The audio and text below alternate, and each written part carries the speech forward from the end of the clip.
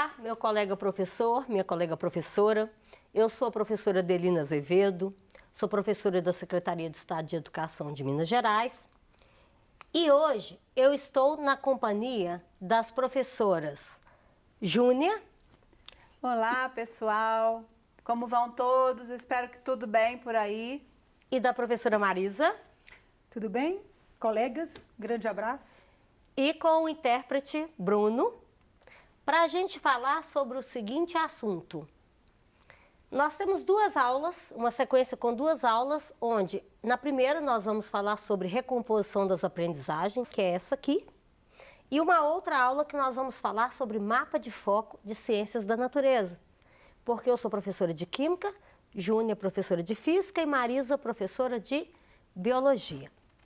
Na verdade, a nossa proposta aqui é a seguinte: é conhecer a diferença conceitual entre recuperação e recomposição de aprendizagem, refletir sobre a importância da recomposição de aprendizagem e os seus desafios, identificar políticas nacionais e estaduais que tratam do tema e conhecer estratégias utilizadas pela Rede Estadual de Minas Gerais para a recomposição de aprendizagem dos estudantes.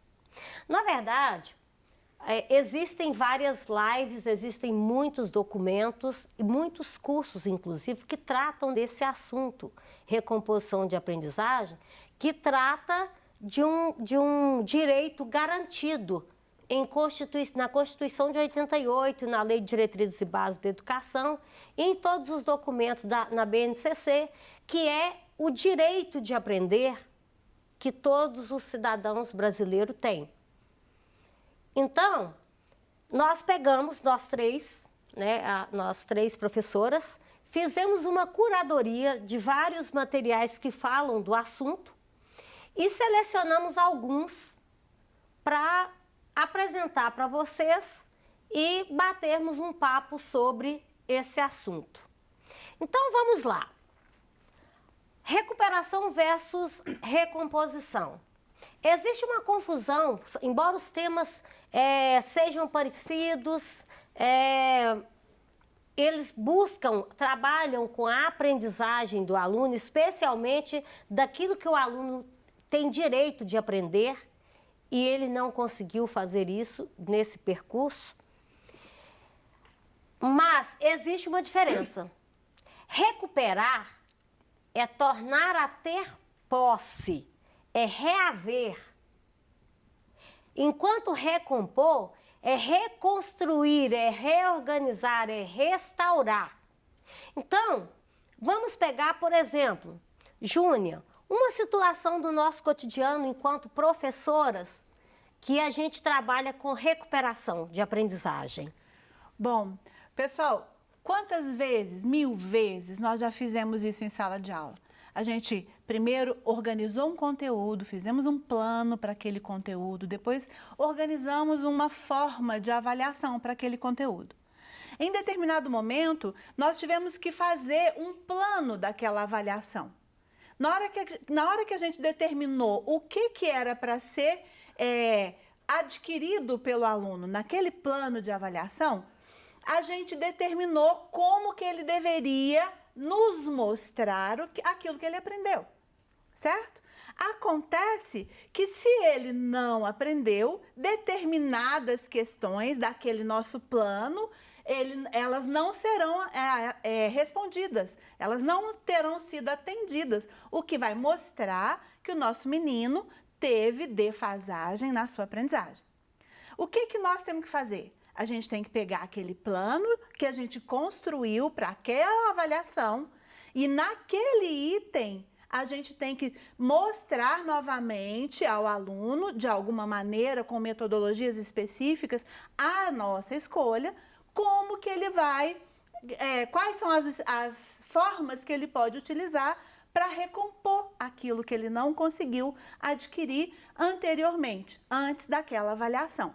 Isso é recuperação. É o plano de aula, com um objeto de conhecimento baseado numa habilidade.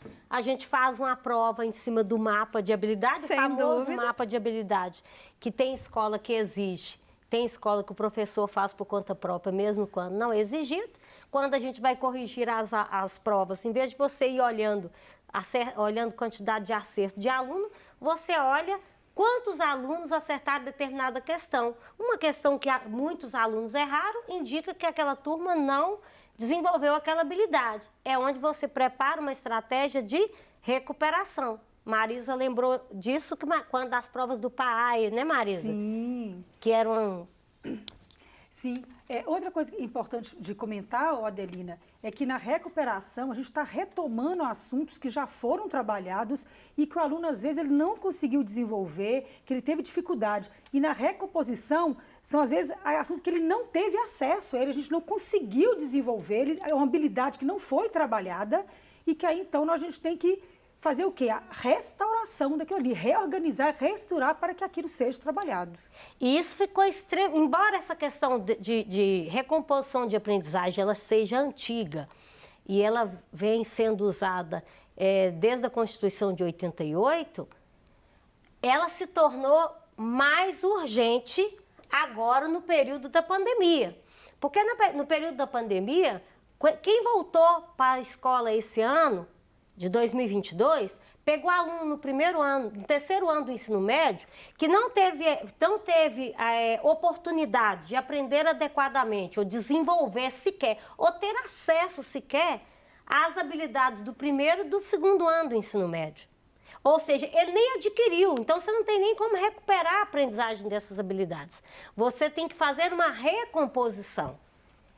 Então, saber essa diferença é importante, porque as estratégias de recuperação também são diferentes das estratégias de recomposição. Então, recompor a aprendizagem é estabelecer possibilidades didáticas para que os estudantes aprendam o que não tiveram a possibilidade de aprender. Aí a gente tem a implementação da BNCC como um novo paradigma curricular que vem falar da necessidade da recomposição das aprendizagens, o complexo, a atualidade, o contexto atual da pandemia, né, que o retorno dos alunos para a escola, após 2 anos, eles voltaram sem a oportunidade de aprender muitas coisas. Teve menino que foi para a escola já com 7, 8 anos, porque ele ficou 2 anos quando ele tinha que ir para o primeiro ano, né? Então, eu fecho com essa fala sobre o conceito, eu fecho com essa fala da Érica Catalani. As crianças, elas não estão recuperando algo. Elas estão restaurando, recompondo a ligação com a escola e com seus aprendizados na perspectiva escolar. Assim como a escola também está restaurando a sua responsabilidade social de garantir o direito à aprendizagem com qualidade e com equidade. Bom, agora, chamando minhas colegas para a gente discutir um pouco nós falarmos um pouco sobre a importância da recomposição da aprendizagem. É um processo que tem muitos desafios. Sim. Quer falar dos desafios aí, Marisa? Pode ser eu, pode ser a Júnia, né, Júnia? Vamos lá. Olha só, escassez de tempo, né, é algo que vocês, professores, né, nós, professores, a gente sabe muito bem. Às vezes, naquela sala de aula, numa aula de 50 minutos, aquela tempestividade, né? E com todo o universo que é uma sala de aula, porque o aluno, ele não vem sozinho, ele não vem nu, ele vem com o universo, né, social dele, cultural. Então, você conseguir gerenciar esse tempo e promover a aprendizagem é algo que a gente tem que ter habilidade, né? Mas que nós temos aí o hábito, né, de trabalhar isso já em sala de aula com os meninos e a gente consegue gerenciar esse tempo. Mas é um problema, é um desafio. Eu acho que é um grande desafio. Grande. Turmas muito heterogêneas, os alunos não são iguais. E muitas vezes a gente utiliza, uma metodologia de ensino para todos, né? Por exemplo, tem aluno que aprende só lendo, tem outro que aprende lendo, exercitando, o outro lendo, praticando, escrevendo, refletindo. Então, a gente tem que respeitar os diferentes ritmos de aprendizagem de cada aluno. Pensa, então, que a turma é heterogênea e que a metodologia também tem que ser diferenciada para atender a todos, né? Isso chama a democracia, né? Na aprendizagem. Perda da habilidade de estudar. Olha, gente, na pandemia, acho que isso agravou muito mais, alunos ficaram em casa, né? Muitos sem acesso também às tecnologias, né? Sem o acesso digital. E a gente fala que o ensino, o processo de aprendizagem, ele não tem um ator só, não é só professor e pai. A família também, né? Teria que estar junto ali para colocar esse aluno para estar estudando, tirando os gargalos que distraem, ouvir música, tem gente que gosta de estudar ouvindo música. Então, assim, essa habilidade de estudar, ela se perdeu muito e é um desafio que a gente tem que trabalhar com os nossos estudantes. E aí, eu te cortei, quer complementar? Gostaria sim. Eu penso que a habilidade para estudar, ela não é apenas a habilidade para você ler hoje. Porque as formas também têm sido muito diferenciadas. Nossos meninos, eles têm muito mais acesso do que a gente na nossa época de estudante. Então, esses acessos hoje estão sendo melhor explorados. O que é muito importante para que a gente consiga, igual a Marisa falou, utilizar todas as nossas possibilidades da tecnologia. Ela está aqui na nossa mão e a gente não sabe ainda, manusear para que aquilo produza um bom efeito. Às vezes, a gente ainda escorrega em determinadas coisas, por exemplo, na hora que você tem que apresentar atividades dentro de sala de aula, usando, por exemplo, o celular. Aquilo, nós precisamos, nós professores, nos organizar para que aquilo seja efetivo. E é uma ferramenta riquíssima. Então, essas habilidades, não só dos meninos, é muito importante que a gente deixe isso bem claro. Eles precisam da habilidade para estudar e a gente para conseguir organizar. A habilidade de ensinar. De ensinar. Que também Orientar, temos né? que desenvolver em frente aos novos tempos que nós estamos vivendo. Exatamente. E aí, eu vou só... A Júlia já falou bastante que para a recomposição de aprendizagem é necessário várias estratégias, né? Para além de algumas já que aparecem na fala dela, nós deixamos registrado aqui a utilização de metodologia híbrida, aproveitar as aulas de reforço na rede estadual de Minas Gerais. Uma das estratégias de aprendizagem da Secretaria do Estado de Educação são as aulas de reforço, que é no contraturno ou no sexto horário. Já tem um número muito grande de alunos que assistem essas aulas. Propor grupos de estudos entre os próprios estudantes, que aí a gente, de certa forma, a gente acaba promovendo o engajamento dos estudantes nessa necessidade de recomposição de aprender. Porque os grupos de estudos, você dá espaço para um aluno, aquele que tem mais habilidade de explicar e de aprender o conteúdo, ele ter protagonismo. E muitas outras estratégias que cada um de nós está pensando aqui nesse momento, inclusive você aí em casa. Agora, vamos para a última parte da nossa aula. A gente vai falar um pouco sobre as políticas de recomposição das aprendizagens. Essas políticas têm ocorrido mundialmente. Diferentes países desenvolvem as suas políticas no Brasil inteiro e cada estado tem um grupo de ações, mas todas elas são baseadas nisso aqui, ó, na busca ativa escolar, acolhimento e clima da escola, flexibilização curricular, avaliação diagnóstica, reorganização das atividades pedagógicas e acompanhamento das aprendizagens. Cada etapa dessa aqui requer alguns estudos que você pode aprofundar com mais detalhes. E a Secretaria da Educação também ela disponibilizou vários documentos orientando cada parte dessa aí. E embora a situação é tão urgente que, desde a Lei de Diretrizes e Bases, que garante o direito de aprendizagem de todos os estudantes, já fala da recomposição de aprendizagem, porque isso é um direito. Mas ainda assim, teve, em maio de 2022, um decreto presidencial que falava, que instituía a Política Nacional para a Recomposição das Aprendizagens na Educação Básica. Embora esse decreto específico houve alguns questionamentos por alguns grupos, que não vem aqui ao caso, o que eu quero chamar a atenção... E ele fala recuperação também. Né? É uma das críticas, mas o que eu trouxe ele foi exatamente para falar o quão isso é importante agora, com esse advento da pandemia e com essa ausência da escola, onde alunos diferentes tiveram acesso à educação de maneiras diferentes, remota, e isso comprometeu a questão da equidade, porque alunos de uma escola mais estruturada e filhos com pais mais estruturados financeiramente, tiveram acesso à aprendizagem diferente dos demais. Então, isso feriu uma questão da Constituição, que é a equidade. Então, agora vamos para as estratégias do Estado de Minas Gerais. A estratégia do Estado de Minas Gerais tem um tantão, tem muitas, que você pode passear por alguns sites que a Júnia vai mostrar aqui para vocês. Vou só dar uma repassadinha aqui, ó. Plataforma do CIMAD, que já existia, já era antes. Ela segue o mesmo acolhimento lá de trás, que é acolhimento, adaptação curricular, avaliação diagnóstica, adaptação das práticas de aprendizagem, material didático, que é os cadernos mapa, as aulas do Se Liga que nós fazemos, as estratégias avaliativas, formação de professores, que é o que nós estamos fazendo aqui, é uma das estratégias de recomposição de aprendizagem. E aqui o mapa, o percurso, que eu não vou me ater porque a gente tem muito pouco tempo. Mas a Júnia vai mostrar para nós, né, Júnia?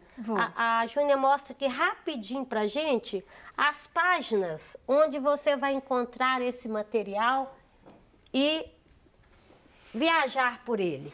Bom, pessoal, aqui você entende que é dentro do site do Se Liga, se você entrar no início, que é a primeira parte, primeira aba que tem lá no site do Se Liga, você vai encontrar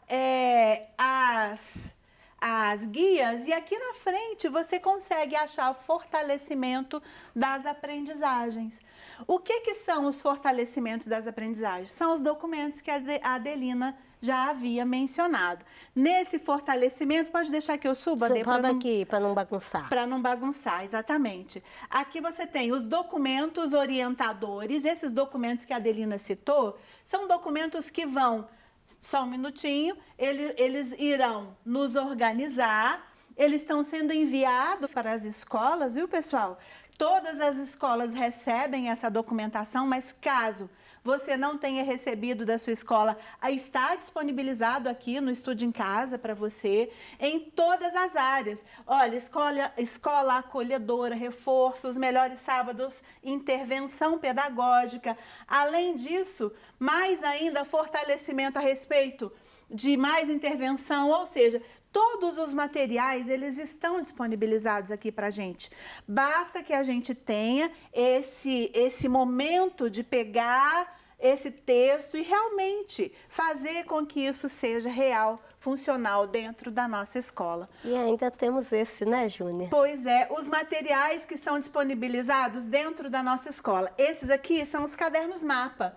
Os cadernos mapa, eles são ensino fundamental, de anos iniciais, finais e ensino médio. Nós também temos o jornal Lupa, que é um jornal construído por uma rede que nos dá, por exemplo, uma quantidade enorme. Vou entrar aqui só para você ver. Já houve, acho que se não me engano, olha só, acertei, 12 publicações São distintas. excelentes. Essas publicações, elas trazem assuntos diversos, com materiais extremamente ricos para a nossa aula. É extremamente importante que a gente consiga utilizar, porque são materiais que levam o nosso aluno para o mundo dele, sabe? Contextualizado, e a nossa né? aula, exatamente. E a nossa aula faz com que aquilo seja eficaz, porque vai fazer sentido para o nosso menino, né? E as aulas do Se Liga. As aulas do Se Liga. No próprio site do Se Liga, se você prestar atenção, aqui tem Se Liga na Educação e a Se Liga do primeiro semestre. Quer dizer, você pode pegar uma sequência enorme das aulas, tanto do primeiro quanto do segundo semestre. Todos os componentes curriculares, inclusive o Enem. É muito completo esse material. É extremamente completo. E com relação às aulas do Se Liga, próprias para você fazer uso da metodologia de ensino híbrido, tá? Foi tão usada na pandemia, Foi né? tão usada a gente na pandemia. aprendeu a trabalhar online, não só presencial, né? Nosso tempo, Ok. né? acabou. Nós vamos ter que fechar, Sim. tá? Bom, colegas professores, a professora Júnia mostrou um monte de documentos, de sugestões, de materiais que você pode utilizar no seu cotidiano, dentro do seu trabalho. Eu destaco especificamente, pegando um gancho nas aulas do Se Liga e nas avaliações trimestrais do Estado, no aplicativo Conexão Escola, que os alunos acessam sem gastar o pacote de internet, né? A navegação é gratuita, patrocinada pelo Estado.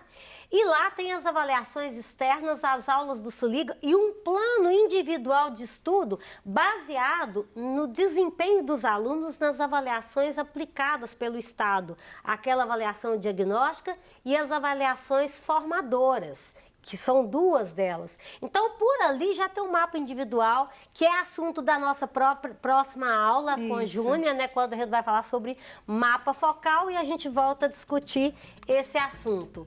Espero que tenhamos cumprido o nosso propósito. Agradeço a presença das minhas colegas da Júnia Muito obrigada. e da professora Marisa. Obrigada, Danilo. Até! Valeu, pessoal.